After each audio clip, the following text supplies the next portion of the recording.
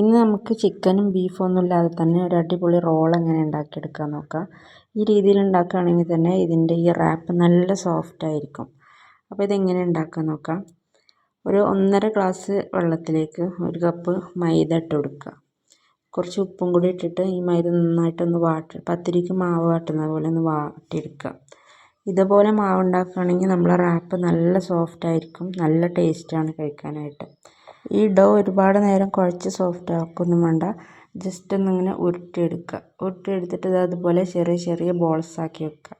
പിന്നെ അതിലേക്കുള്ള ഫില്ലിങ്ങിന് വേണ്ടിയിട്ട് 1 കപ്പ് ക്യാബേജ് നൈസായിട്ട് പൊടിയായി അരിഞ്ഞതും, 1 കപ്പ് വലിയ ഉള്ളിയും, പിന്നെ കുറച്ച് മല്ലിയിലയും കറിവേപ്പിലയും ഇടുക.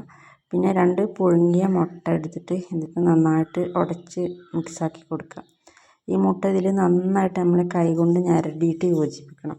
അപ്പോഴാണ് ഇതിൻ്റെ നല്ലൊരു ടേസ്റ്റ് ഉണ്ടാവും. ഈ ക്യാബേജും മുട്ടയും ഉള്ളിയൊക്കെ കൂടിയിട്ട് നല്ലൊരു ടേസ്റ്റ് ഉണ്ടാകും. അപ്പോൾ കൈ ഉപയോഗിച്ചിട്ട് നല്ലതായിട്ട് പിഴിഞ്ഞിട്ട് ഇതുപോലെ തന്നെ മിക്സാക്കി കൊടുക്കുക.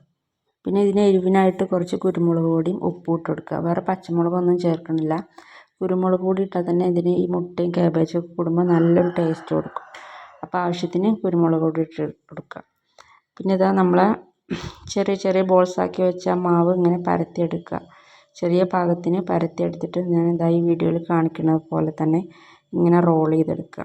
2 സൈഡും ഇതുപോലെ മടക്കി കൊടുത്ത് പിന്നെ ഞാനിത് വെള്ളം കൊണ്ടാണ് ഒട്ടിച്ചെടുക്കുന്നത്.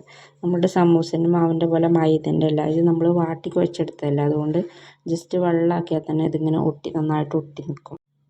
ഒരെണ്ണം കൂടി ഞാൻ ഇതുപോലെ റോൾ ചെയ്ത് കാണിക്കുന്നുണ്ട്.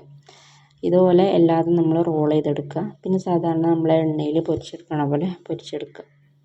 ഇതിൻ്റെ മസാല ഫ്രിഡ്ജിൽ ഉണ്ടാക്കി വെക്കുകയാണെങ്കിൽ നമുക്ക് എപ്പോൾ വേണമെങ്കിലും ഇതുപോലെ ഉണ്ടാക്കിയെടുക്കാം കേട്ടോ. വേഗമാണ്. അപ്പോൾ ഇതാ എല്ലാതും ഞാൻ ഇതുപോലെ റോൾ ചെയ്തെടുത്തിട്ടുണ്ട്.